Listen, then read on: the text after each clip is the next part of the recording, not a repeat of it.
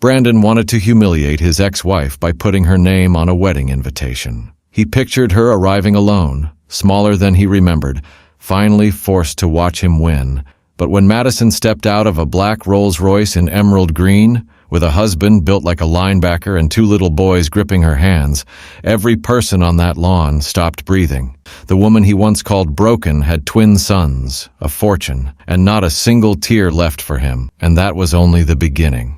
Before we start, if you enjoy stories about strength, redemption, and karma arriving right on time, take 2 seconds right now to like this video and hit that subscribe button so you never miss a story. It costs you nothing and means everything. And drop where you are watching from in the comments. Now, let's get into it. Once upon a time, in the glittering, cutthroat world of Atlanta real estate, there lived a man named Brandon Caldwell. He was sharp, ambitious, and barely 35, already the kind of name that made other men straighten their ties when he walked into a room. People who knew him said he had been born hungry. People who worked for him said he had never once been satisfied. Either way, Atlanta knew Brandon Caldwell, and Brandon Caldwell made sure of it. But behind the penthouse windows and the monogrammed cufflinks, something was rotting. 5 years of marriage to Madison had produced no children.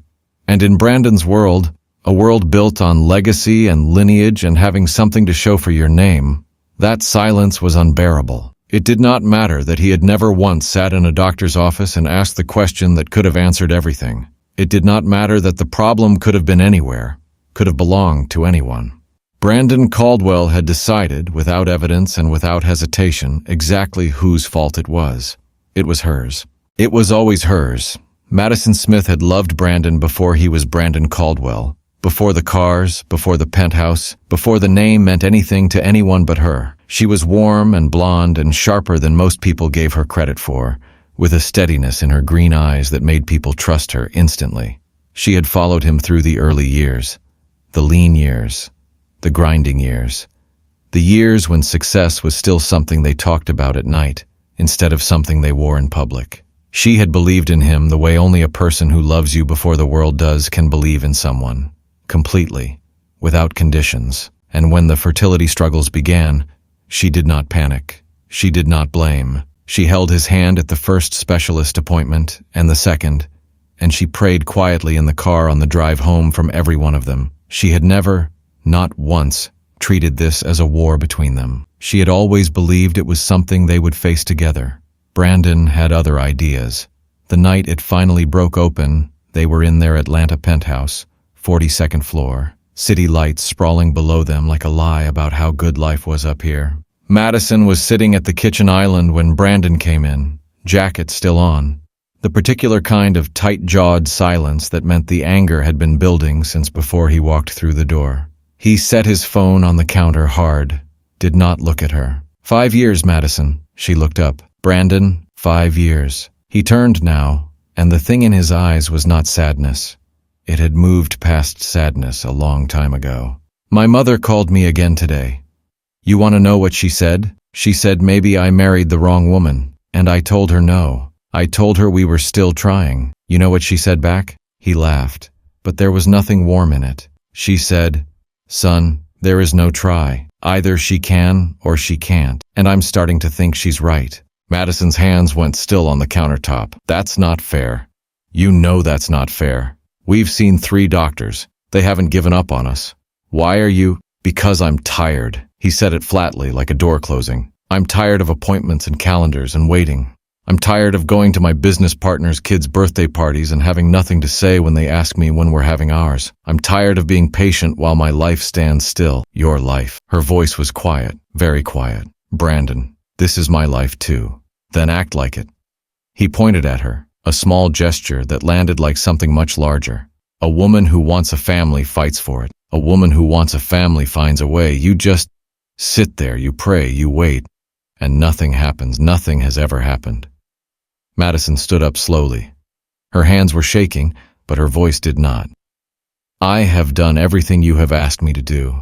Every test, every treatment, every specialist. I show up. I have always shown up, and you have never, not once, asked yourself whether the problem could be, don't. The word came out like a warning shot. Why not? She looked at him steadily. Why won't you get tested, Brandon? If we're really trying to find answers, why won't you go and just... Because I don't have a problem. He said it with a certainty so total and so hollow it echoed off the floor-to-ceiling windows. I don't have a problem, you have a problem. And I have spent 5 years trying to be patient about it. That's done now. The silence that followed was so complete she could hear the city 42 floors below. What does that mean? She said carefully. Brandon picked his phone back up, did not meet her eyes. It means I'm calling my attorney in the morning. It means this marriage is over. It means I'm not going to spend the next 5 years the same way I spent the last 5, waiting on a miracle that was never coming. He finally looked at her then, and what she saw in his face was not cruelty exactly. It was something worse. Indifference. You're a beautiful woman, Madison. You'll be fine. But you're not the right woman for my life. He walked toward the bedroom. She did not move. She stood at that kitchen island for a long time after the door closed, the city glittering below her like it had no idea what had just happened up here. Then she walked to the window, pressed one hand flat against the cold glass, and made herself a promise so quiet it barely existed as sound. She was going to be more than fine. She was going to be undeniable. The restaurant was called Harlow Stone, and it was exactly the kind of place Brandon Caldwell liked to be seen.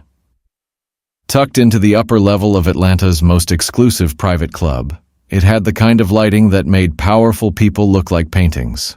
Warm, golden, deliberate. The kind of place where the wine list was longer than most people's mortgages and the tables were spaced far enough apart that you could ruin a life without disturbing anyone's appetizer.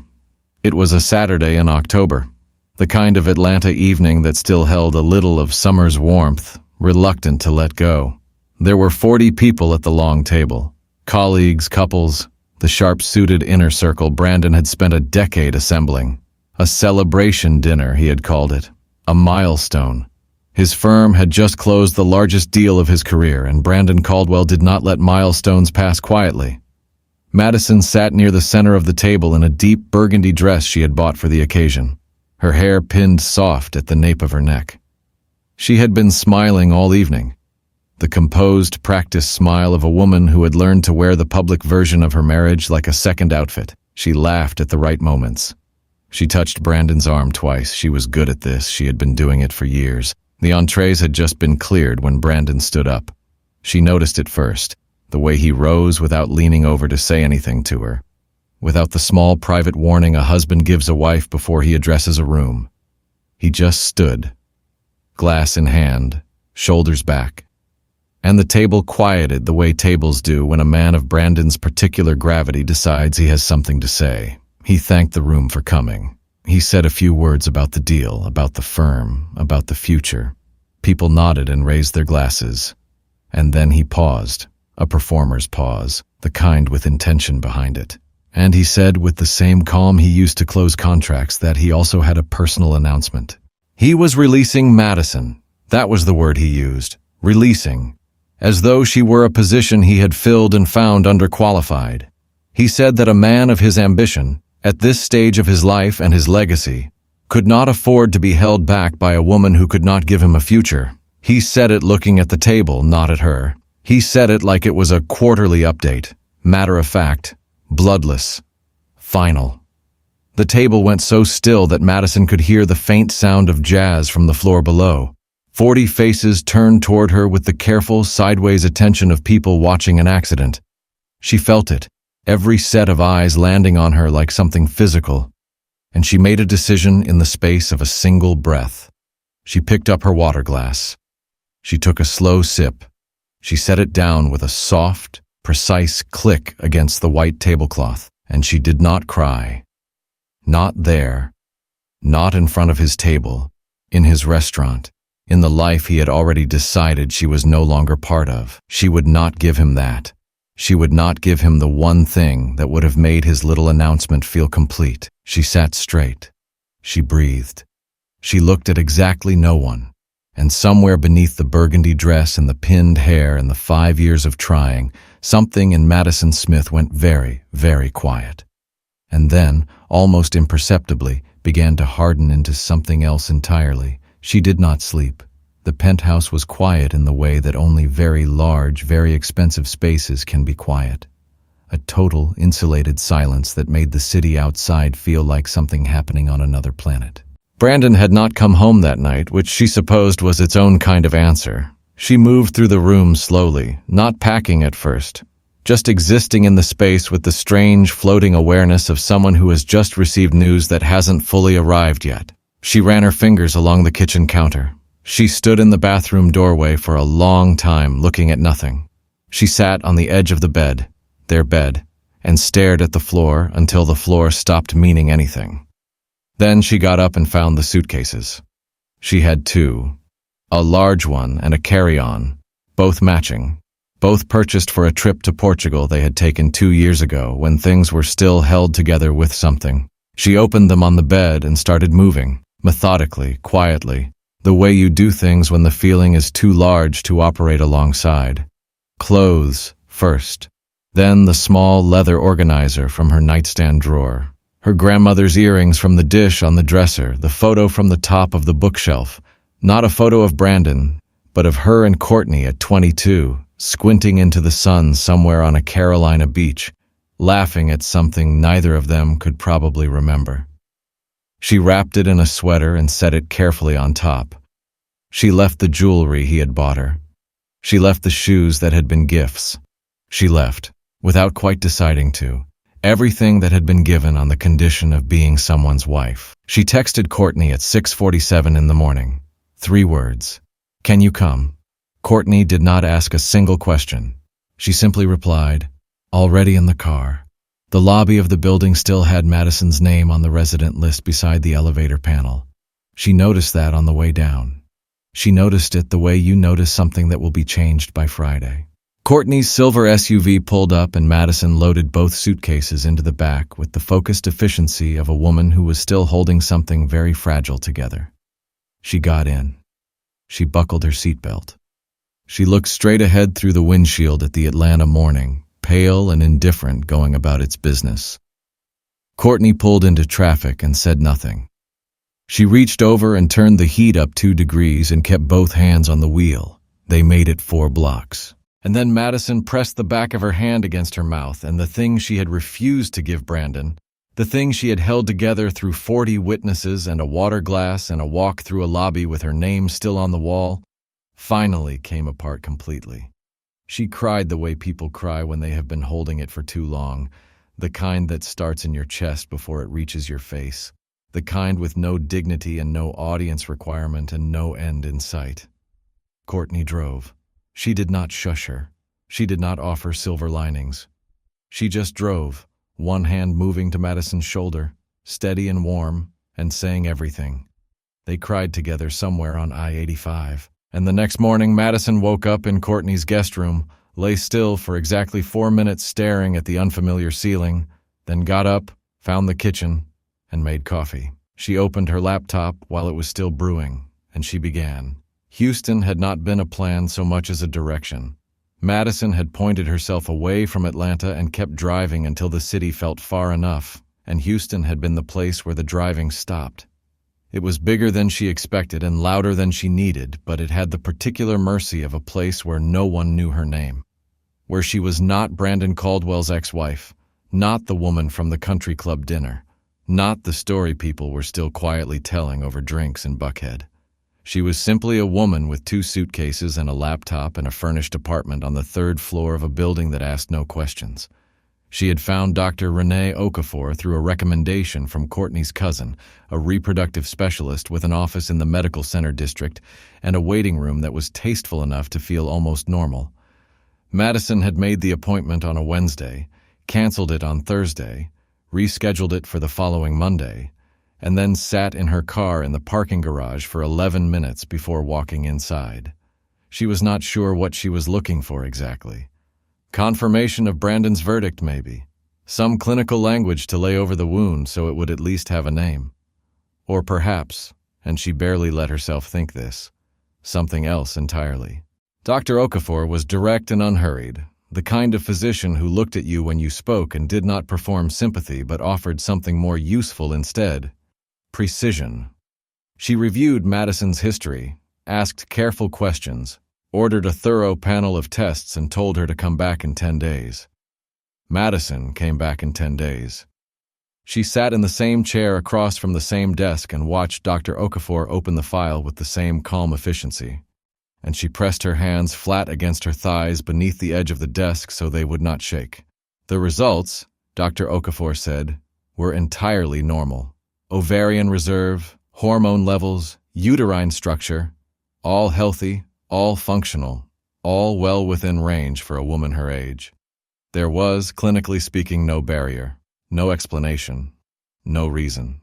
Madison heard the words land one by one like objects being set on a table. Then Dr. Okafor looked up from the file and asked, with the gentle directness of someone who had done this before, whether her former partner had ever been tested. The question sat in the air between them. He had not.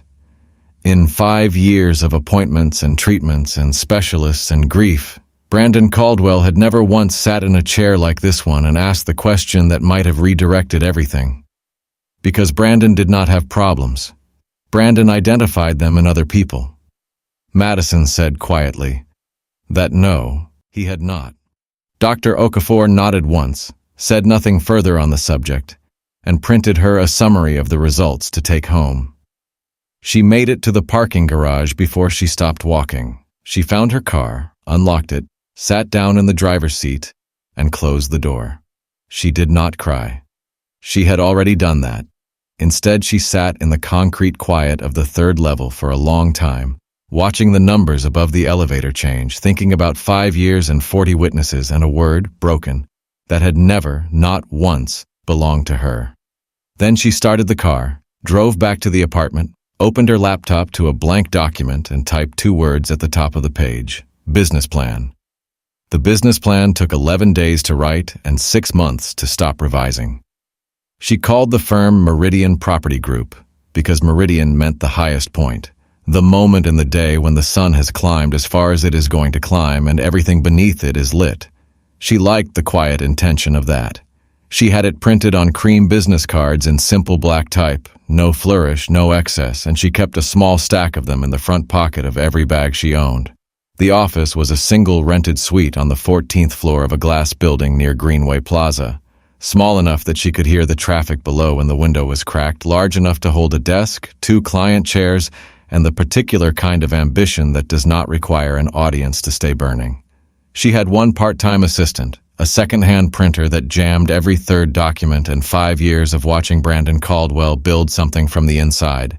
Every strategy meeting, every client call, every negotiation she had sat beside him through and been quietly underestimated in. That was, it turned out, an education. She knew the language of real estate the way you know a language you grew up hearing, not academically, but in the body, instinctively, without having to translate. She knew which questions closed deals and which ones stalled them. She knew how to read a market report and how to read a room. And she knew, perhaps most valuably, exactly the kind of client that larger firms overlooked because they were not yet large enough to be interesting. She built her first roster from those clients. She called them herself. She showed up early and stayed late and delivered work that was thorough enough to make people call their colleagues. The first year was lean and honest and occasionally frightening, the kind of year that asks you, repeatedly and without apology, whether you actually mean it. She always answered the same way. She kept going. The second year was different. A referral from an early client led to a mid-size commercial acquisition. The acquisition led to a feature in a Houston real estate trade publication. Small, industry-facing, unspectacular to anyone outside the business. But inside the business, it was a door opening, and Madison walked through it without breaking stride. By the time the second year closed, she had a full-time staff of 4, a client list that had quietly grown prestigious, and a reputation in Houston's property market for being the firm that got things done cleanly and quickly and without drama. She was not surviving. She had stopped surviving somewhere in the middle of year 1. What she was doing now had a different quality to it. A momentum that felt less like effort and more like inevitability, like something that had always been waiting for the obstruction to be removed. There were mornings she drove to the office in the early light and sat in the parking garage for a moment before going in, not in grief this time, not in the hollow quiet of a woman absorbing news, just in stillness, just to feel it, the particular texture of a life that was entirely, irrevocably hers. Then she went upstairs, opened her laptop, and kept building. She had not planned to go. The gala was a fundraiser for a Houston Children's Hospital Foundation. Black tie, downtown ballroom, the kind of event her growing profile in the city made increasingly difficult to decline. Her assistant had accepted on her behalf 3 weeks earlier, and Madison had spent the afternoon of the event considering, twice, whether a scheduling conflict might materialize if she needed it to. She had been to enough of these evenings to know their particular rhythm, the pleasantries, the circling, the business cards exchanged over past appetizers, and she had grown efficient at them without ever quite enjoying them. She went. She wore a simple black dress and her grandmother's earrings, and arrived 20 minutes after the start time so the room would already have its footing. She had been there perhaps an hour when her colleague Dana appeared at her elbow with the particular energy of someone who has spotted something worth sharing. Dana said she wanted to introduce her to someone. Madison turned, glass in hand, already composing the pleasant and non-committal version of herself she kept ready for these moments. And there was Eric Dixon. He was tall, genuinely tall, not the dressed-up version, with the kind of steady, grounded presence that had nothing to prove and therefore proved everything. He was not working the room. He was simply in it, unhurried, speaking to Dana's husband with the relaxed attention of a man who was actually listening rather than waiting for his turn. He looked over when Dana said his name, and he smiled the way people smile when they are not thinking about how they look smiling. They shook hands. Dana said something brief about both of them being in property. Eric ran a private development firm and then floated away with the satisfied air of someone who had done a good thing and knew it. They talked for 40 minutes. He did not ask about her past. He did not ask about Atlanta or how long she had been in Houston or whether she had been married before. He asked about Meridian, what she had built, how she had structured it, where she saw it going. And he listened with the kind of focused, generous attention that Madison had not realized she had been missing until it was directed at her. She found herself talking the way she talked to no one at these events, openly, specifically, without the practiced neutrality she usually kept in place. He asked good questions. He laughed easily. He disagreed with her mildly about one thing and made his case without apology and without needing to win. When Dana reappeared to draw them toward dinner, Eric looked at Madison with a directness that was simple and unhurried and said, "You're remarkable. I'd like to see you again." Not a question, not a performance, just a true thing, stated plainly. She thought about it for 6 months, not because she doubted him, but because she had learned, at considerable cost, to let time do its work before she trusted what felt good. And every month she watched him show up exactly as advertised. Consistent, steady, interested in her in the specific, daily, unglamorous ways that actually constitute love when you strip the rest away. A year after the gala, they stood at the edge of a lake in Colorado at golden hour, just 18 people, the mountains enormous and indifferent behind them. And Madison Smith became Madison Dixon in a ceremony that was quiet and deliberate and entirely her own. She did not cry. She smiled. The real one. Not the practiced version. And she did not stop. She found out on a Thursday morning in their kitchen, the Houston light coming through the window at its particular early angle, and she stood at the counter for a long moment just holding the test and saying nothing. Then she called for Eric, who was upstairs, and when he appeared in the doorway, still in his running clothes, she simply held it up and watched his face do something she had never seen it do before. Open. Completely, like a room with all its windows thrown wide at once. They went to the first appointment together. They went to every appointment together. The technician found the second heartbeat at 8 weeks, tucked just beside the first, steady and small, and entirely unannounced. Madison laughed out loud on the table, a real laugh, sudden and unguarded. And Eric gripped her hand and made a sound that was not quite a word and looked at the monitor with the expression of a man receiving news too large to process standing still. The technician smiled the smile of someone who had delivered this particular surprise before and never tired of it. 2 boys. They learned that at 16 weeks. 2 boys, growing side by side, unhurried, as though they had agreed on the arrangement before anyone else was consulted.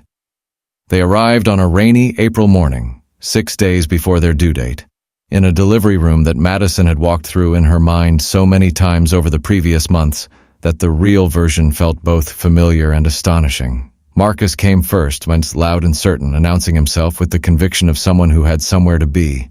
Miles followed 4 minutes later, quieter, eyes already open, looking around the room with an expression of mild and serious curiosity that would turn out to be entirely characteristic.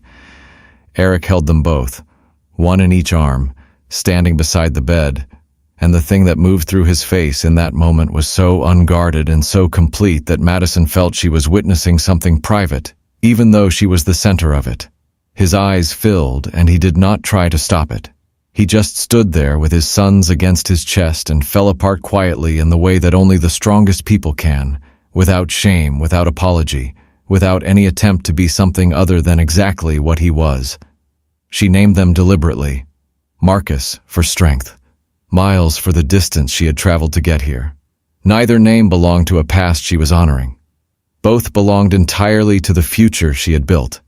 They grew fast and loud and full of opinions.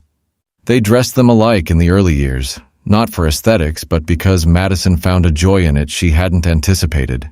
Something about the twinned image of them that felt like abundance made visible. They raised them in a house with a yard and a dog and dinner at the table most nights in the specific, ordinary, irreplaceable texture of a home where the baseline feeling was safety. There had been a time, not so long ago, in a penthouse 42 floors above a city that never knew what happened inside it, when Madison had watched other women live this way and told herself, quietly and without meaning to, that this kind of life was simply not the shape her life would take. She had been wrong about that. She had been wrong about so many things that turned out, in the end, to be Brandon's limitations, and not her own. The thing about Brandon Caldwell was that he had always been better at building appearances than examining foundations.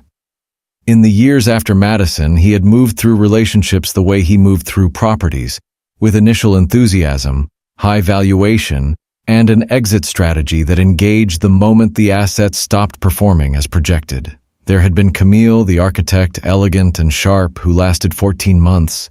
Then Priya, a corporate attorney with a laugh that filled rooms, nearly 2 years.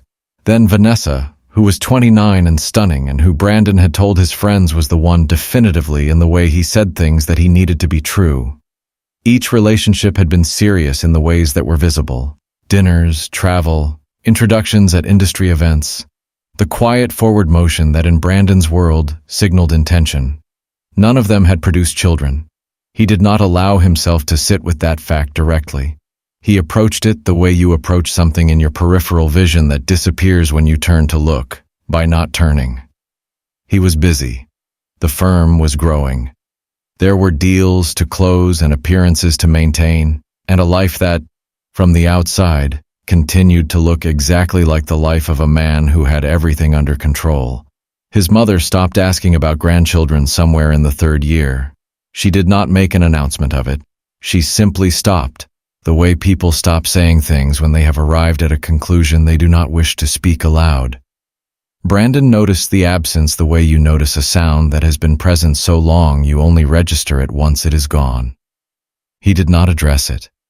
He refilled his wine glass and changed the subject and told himself her silence was respect for his privacy. He did not go to the doctor. This was, in Brandon's private architecture of self-preservation, the most load-bearing decision he had ever made without acknowledging it as a decision, because a doctor's office was a place where questions received answers, and Brandon had understood for some time, below language, below conscious thought in the wordless basement of himself, that certain answers would require him to become a different man entirely. A man who had been wrong. A man who had done damage that could not be reframed as strategy. He was not prepared to be that man. He was not sure he knew how, so instead he planned a wedding. Victoria Haynes was 32, beautiful in the precise and polished way that photographed spectacularly, and connected enough in Atlanta society that an engagement announcement in the right publication would generate exactly the kind of noise Brandon needed. He told himself he loved her. He told himself this was the next chapter. He planned the event with the focused energy of a man building something he needed people to see: red carpet, luxury cars, photographers, a venue in the Georgia countryside that cost more per hour than most people made in a month. And then, with the particular cruelty of someone who has never fully examined what he is, he sent an invitation to Madison. He told himself it was a gesture, magnanimous even, proof that there were no hard feelings, that he had won cleanly and could afford to be gracious about it. But in the quiet underneath that, in the basement he never visited, he knew exactly what it was. He wanted her to come and see that he was fine, better than fine, that the life she had failed to give him had been given to him by someone else in full, in front of witnesses. He sealed the envelope himself. He did not consider, not for a single moment, that she might have an answer to it. They heard them before they saw them.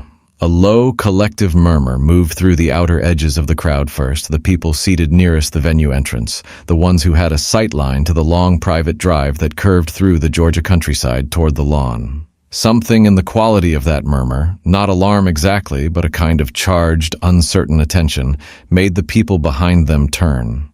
And then the people behind those people.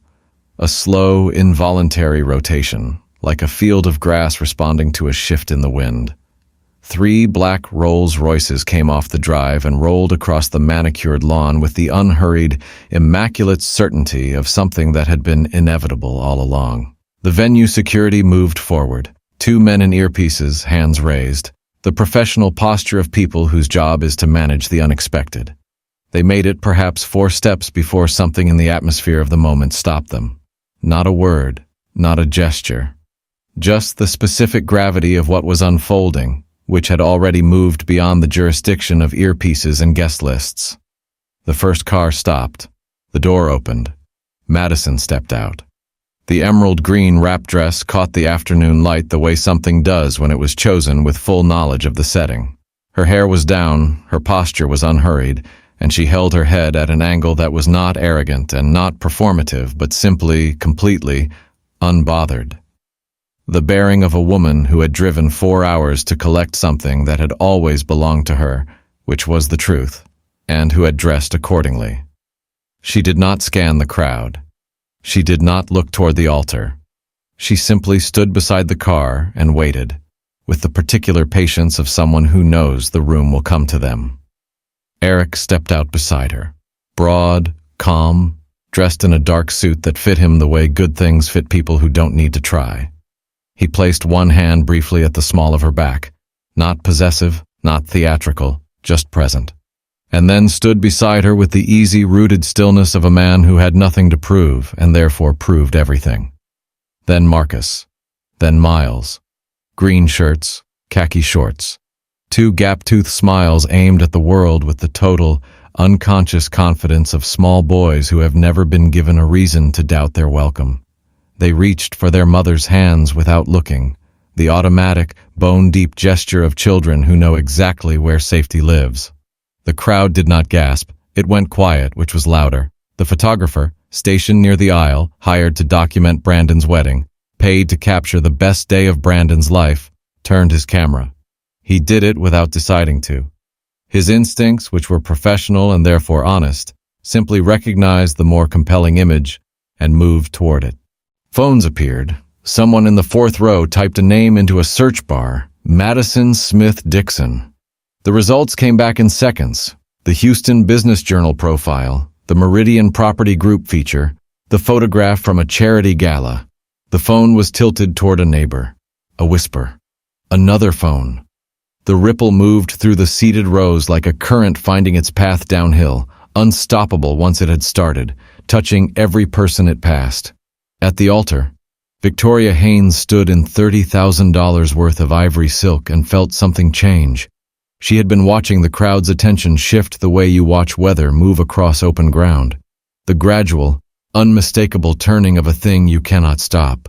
She looked toward the source. She saw the green dress. She saw the man beside it. She saw the 2 small boys. And then she looked at Brandon. His face did something she had never seen it do in 2 years of dinners and travel and arguments and reconciliations and the long, careful construction of a future together. It did not go pale. It did not go angry. It simply fell. Quietly, completely, like a building whose supports had been removed all at once, collapsing not outward but inward, folding into itself in the sudden absence of everything it had been holding up. Victoria had seen Brandon Caldwell handle setbacks and rivals and bad quarters and difficult clients. She had never once seen him look like he had been found out. She looked back at the woman in green, and she began, slowly, to understand. Truth, when it has been waiting long enough, does not need help moving. It started with a man named Greg Holloway who had been at the country club dinner years ago and had watched Brandon stand up and use the word releasing and had never quite forgotten the expression on Madison's face when he did. Greg was seated in the third row with his wife, and when the phones came out and the name Madison Smith Dixon began circulating through the crowd in whispers, Greg leaned toward the couple beside him and said, quietly and without drama, what he knew. That Brandon had never been tested. Not once. That Madison had seen a specialist after she left, in Houston, on her own, without anyone asking her to, and had been told she was perfectly healthy. That the twins standing on the lawn in matching green shirts were, among other things, a medical record that required no interpretation. The couple beside Greg told the couple beside them. It took perhaps 6 minutes to reach the front rows. Victoria heard it the way you hear something you have already suspected. Not as new information, but as the arrival of a shape you had been sensing in the dark for some time. She turned to Brandon slowly. The orchestra, uncertain of its cue, had trailed into silence. The officiant stood with his book open and his eyes on the middle distance, the expression of a man who had decided that this particular moment was above his pay grade. She asked Brandon one question. She asked it quietly, without accusation, in the voice of a woman who had already decided that the answer would tell her everything she needed to know about the years she had nearly signed over to him. She asked him simply whether he had ever been tested. The Georgia afternoon sat on top of the silence. Brandon opened his mouth, then closed it, then looked at the ground. And in that single wordless gesture, in the downward angle of a face that had spent 40 years refusing to look at anything it didn't want to see, he answered her completely. Victoria turned to her maid of honor, reached up, and unpinned her veil with the careful, deliberate movements of a woman performing an action she will remember clearly for the rest of her life. She placed it in her maid of honor's hands. She picked up the front of her ivory skirt so it cleared the grass, and she walked, not ran, walked, toward the parking area, where her own car was waiting as though it had known. The wedding dissolved the way Brandon's face had. Not outward, but inward. Quietly. Each piece of it simply stopping. Guests stood. Chairs scraped. The photographer lowered his camera. Brandon remained at the altar for a long moment, alone on the red carpet in front of 200 people, in a suit that had been fitted for a different version of this day entirely. Madison did not see any of it. She was already in the car. Miles had climbed onto her lap despite being firmly past the age for it, his green shirt twisted sideways, his head tucked under her chin. Marcus was in the back seat arguing with Eric about whether a hot dog qualified as a sandwich, a debate he had apparently been developing since the drive down, and was not prepared to abandon simply because they were leaving. Eric was holding his position with the patient, amused gravity of a man who understood that some arguments are really just a small boy's way of asking to be engaged, and he was engaging, fully, while simultaneously reaching across the center console to find Madison's hand. She gave it to him. The convoy moved back across the lawn and onto the private drive, the Georgia trees closing behind them, the venue disappearing in the side mirror in the effortless way that things disappear when you are already facing forward. She did not look back. She had left nothing there, not one single thing that belonged to her, not her worth, not her name, not the years she had spent making herself smaller to fit inside someone else's definition of enough. All of that had been hers the whole time. She had simply driven to Houston and found it waiting. Marcus landed a particularly compelling point about bread containment, and Eric conceded, provisionally, with the dignity of a man who knows when he's been outraced by a 7-year-old. Miles laughed and pressed closer, and Madison tightened her hand around Eric's and looked out the window at the long road opening ahead of them. Full, complete, entirely, irrevocably hers. And that, my friends, is the story of Madison Smith Dixon, a woman who was handed a verdict she never deserved in a room full of witnesses by a man who never once had the courage to look in the mirror. She did not fight back. She did not beg. She simply got up the next morning, made coffee, and built something he could never touch. Thank you so much for watching this story all the way to the end. It means everything that you were here for every chapter, every tear, every turning point, every moment of that green dress on that red carpet. If this story moved you, challenged you, or reminded you of your own quiet strength, please give it a thumbs up and share it with someone who needs to hear it today. And if you are not yet part of this community, hit that subscribe button right now, because we tell stories here that stay with you, stories about dignity restored, karma delivered, and the extraordinary things that happen when the right person finally stops shrinking. We will see you in the next one. Do not miss it.